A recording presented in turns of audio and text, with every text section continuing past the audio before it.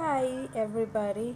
Well, actually, today I'm gonna um, read for you a dream that I had because I wrote it down, and it's much better for me to read it than to say it because I'm almost going to bed and I want to make sure I record and I put down all this that I dreamt about. And because we always have 10 minutes, and my dreams seem to be really long. Anyway, I'm just going to cut the story short and like read it how I wrote it. And I hope you guys get blessed, and I hope you guys are staying strong in the Lord. And so here goes the dream. Okay. Well, it was a normal afternoon after my work day. I work overnight. So I fell asleep in the mid morning. My dream starts. I was at the club dancing. I noticed my sister and her boyfriend were at the club. They must have come to visit, so I had to entertain them because I was thinking, "Oh Lord, I don't go to the club. What am I doing here?" I was upset at myself for being at the club. I did not understand why I was at the club. Anyway, the DJ started to play a song and he claimed it was from a famous musician named P. Diddy.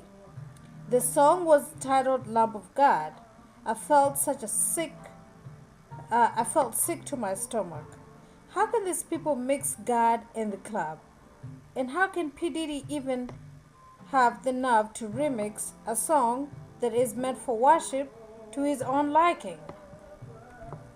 I thought to myself, next thing I next thing I knew, I was going to a church that seemed new to me. I was in a dingy place. This church was a small and dark. This church was small and dark inside. It looked not well kept at all. The pastor came up, and he was a familiar pastor to me. The pastor is T.D. Jakes. He started to preach a few minutes into the he started to preach. A few minutes into the preaching, we had gunshots outside. I felt safe inside the church because I thought, oh, no one can come in the church and harm us when the service is going on. The gunshots became louder and louder and seemed to get closer and closer. I got scared and got under the tables and chairs. The men behind me had guns too. I felt a sense of security because or I thought, oh, these people have big guns and they will protect us from the guy outside. Well, the church has not let Jesus into their lives and trusted him fully for the protection of their church. So that's probably what I was getting, a false sense of security with the guys with the big guns. They have trusted themselves and the guns. So anyway, little did I know that this guy was the terror of the neighborhood. He was the gang, the Lord war of the gang, member of the whole community. Like he was the warlord of the place, and he was a friend to the pastor. Why, I have no idea. So the pastor let him in. It seemed like they had an agreement. The pastor would let him in the church and also exchange money and drugs with him. I was shocked. But before the criminal came in, the pastor had told us to calm down because we were all scared. And he looks at me and he says to me, "He will choose you today." I was upset with the pastor for giving me up to this man so easily. And I thought to myself, shouldn't the pastor be protecting his flock? And also I thought, Pastor, I'm new in this church. I was engulfed with fear and I said, I'm new in this church, Pastor. Why me? And I wondered, why does the pastor have to invite this kind of people to the church and exchange for money, but and not pray for them? The pastor was really angry with me because I was challenging him. He told me to just be quiet and do as he says. So anyway, the guy walks in and has a conversation with the pastor, T.D. Jakes, and starts flashing his gun around. It was a bit of a crowd in church, so I thought, oh, thank God, he won't notice me, so he won't pick me. But it seemed that the pastor had a certain understanding and had already communicated with the criminal to pick me way before the criminal came into the church. So he goes around and touches other people, especially women's faces. I remember him going like this, in a mocking and kind of mocking way, And he gets to me and he says, you look stupid. Come with me. I was scared but didn't let my fear show. I was quiet and I did not understand what was going on. And I didn't understand what the purpose was and why the pastor, would give away one person to the criminal because he seemed like he was a frequenter of the church, you know. And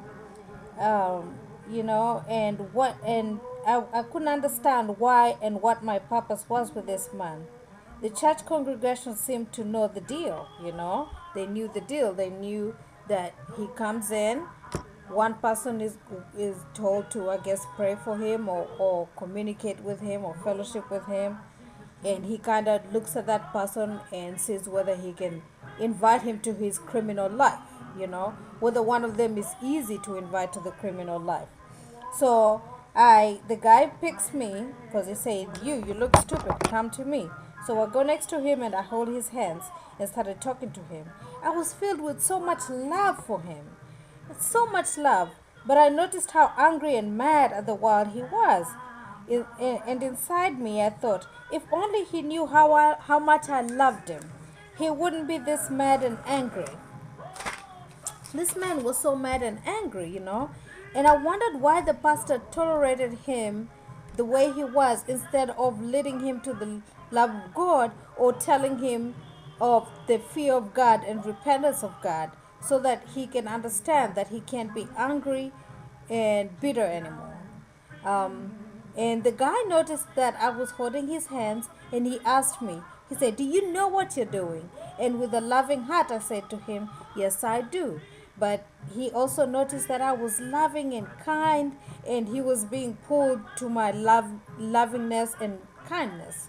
Um, and I said to him, I know what I'm doing, and yes, I can help you. He looked at the pastor, noticing that he was being pulled to my side of love. He quickly retrieved his hands, you know, and went back to being evil.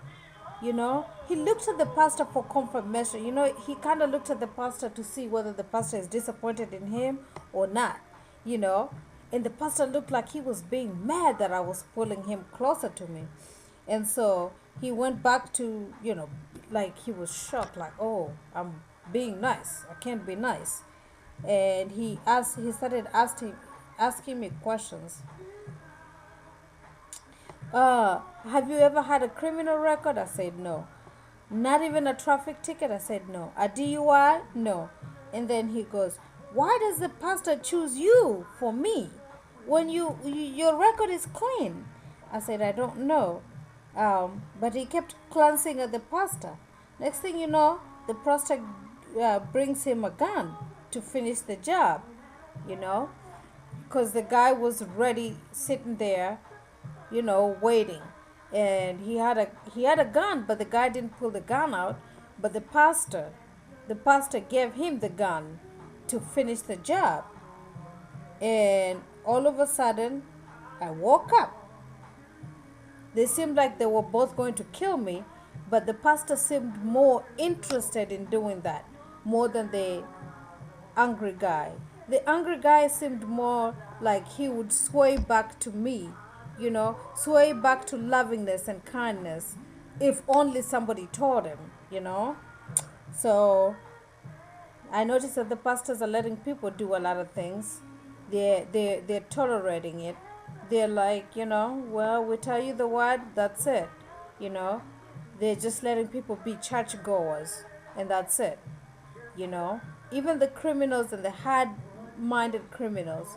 And then the pastors are also, involving themselves in stuff to build their churches and make their churches look big. Pastors, be aware, you know. Be very careful.